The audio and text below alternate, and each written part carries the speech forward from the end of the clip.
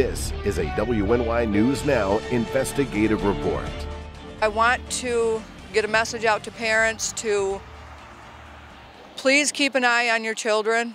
Make sure you're very well aware of their friends, which I was aware of her friends. Look for any of the slightest signs of depression. You want to do research on suicide awareness, which I feel guilty because I failed to do, but I'm only human. You know, she hid a lot of things from me, and I think that's why she got everything so bottled up, and it got to her so bad that she eventually just said, screw it, I don't feel I need to be here any longer. That is Barb Silvis, the legal guardian of 14-year-old Mariah Schroeder, who passed away last week at Buffalo's Women's and Children's Hospital from injuries she sustained while attempting to take her own life. We're airing this interview tonight with Ms. Silvis at the request of the family as we seek an opportunity to educate this community about a public health crisis that's hard to discuss and even harder to fathom. In a few minutes, we'll talk to Dr. Brett Apthorpe, the newly enshrined superintendent of the Jamestown Public School District. Young Mariah passed away on Saturday, just 4 days after her 14th birthday. She was a student at Jamestown High School, a freshman at that. She will be missed by her friends. She will be missed by her family. Mariah Schroeder will be laid to rest at 1 o'clock on Thursday afternoon. For background, this interview was recorded last week before Mariah passed away, and we reached out to Ms. Silvis tonight to see if she still wanted us to run this interview, and she said yes. Now for background, Barb says Mariah had a tough start. I had taken custody of Mariah when she was 4. Mom is in the picture as much as she can be for visits and different things. Her dad has been incarcerated for a number of years. He's been in and out of jail for a number of years, but she does get visits with Dad as well, so she does get to see him, but I think she just gets upset about it because they're not there full time. Barb says Mariah started experiencing bullying in middle school. One time I had to go pick her up from Purcell because there was, 12 to 14 kids that were chasing her from the school. These are children that the principal at Purcell had already talked to and had already forewarned them that if anything were to happen to her offside the school grounds, then they would be dealt with because it had started at the school. I went and picked her up, and I contacted the police because these kids were very vulgar with their mouths when I picked her up. They were still screaming very rude things to her, and I also contacted the school, and Mr. Camerata did handle it as much as he could from a school standpoint, and then things mellowed out over the summer. Silvis says as Mariah started her freshman year at Jamestown High School, the bullying progressed. And I don't think kids really comprehend the impact of the things they're doing to people when they're saying things like that.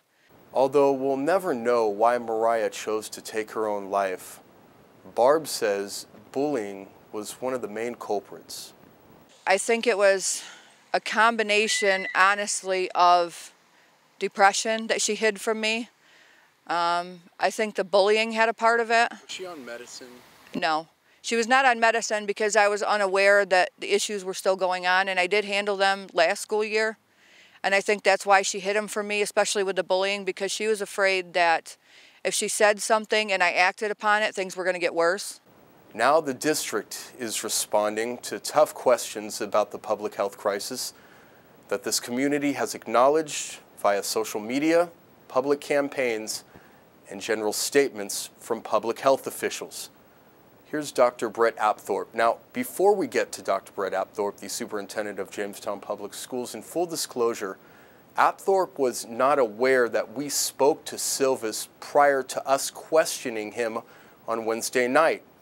But as the interview progressed with Apthorpe, we did tell him multiple times that we spoke to Barb Silvis, Mariah Schroeder's legal guardian.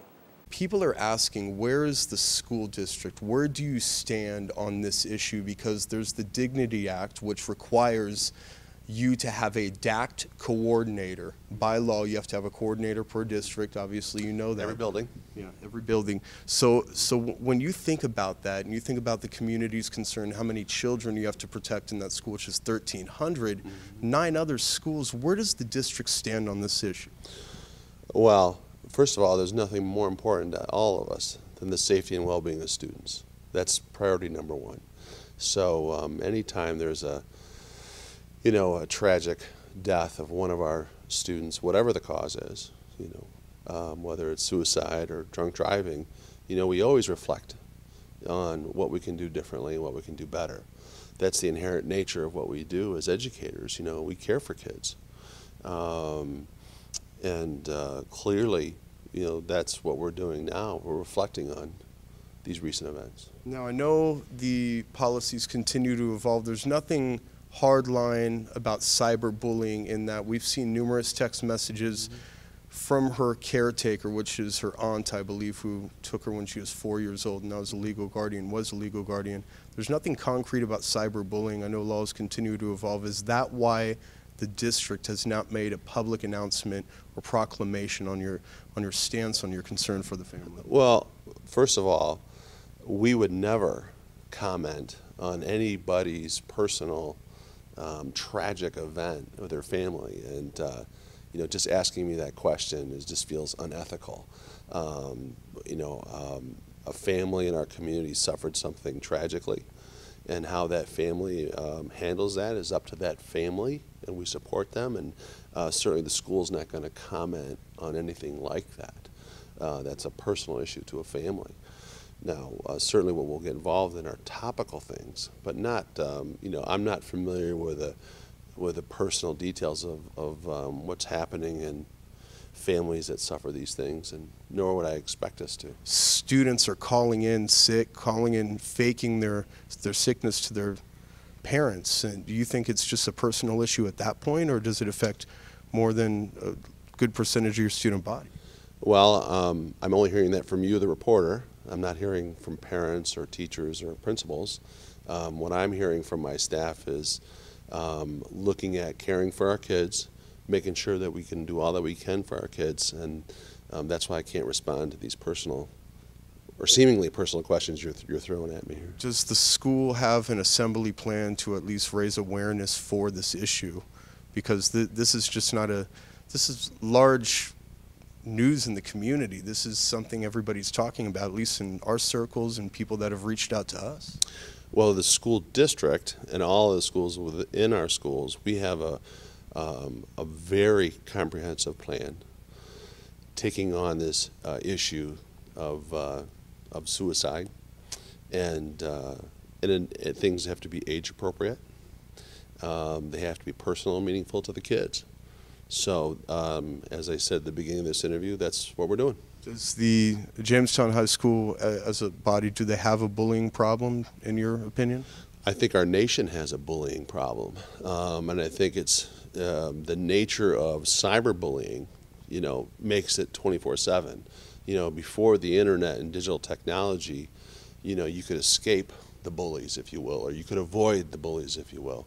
But in today's digital environment, kids have to, it faces them all the time, and that's sad, and that's something that, we spend a lot of time and energy trying to get our heads wrapped around and how to do better at that. Could your teachers at Jamestown High School do a better job? Can you as a leader do a better job at directing resources to kids that don't feel 100% about themselves, to kids that feel low about themselves, to kids that are concerned about their safety, about being bullied? Well, the tough thing with, not the tough thing, but, in my generation, we're considered digital immigrants. We're new to technology. So, my generation is always working hard to understand how these technologies are impacting our kids. They're generating real emotions to kids.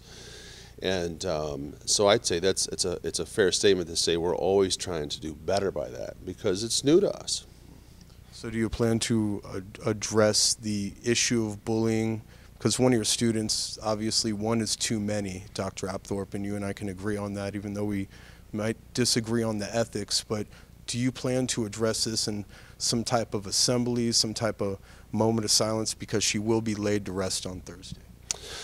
Well, again, I'm not going to speak to any individual, situation and say that as long as I've been in this business until I end doing this business, I'm always going to have student safety as a priority. If you or someone you know is thinking about hurting themselves tonight, please call the National Suicide Prevention Hotline at 1-800-273-8255.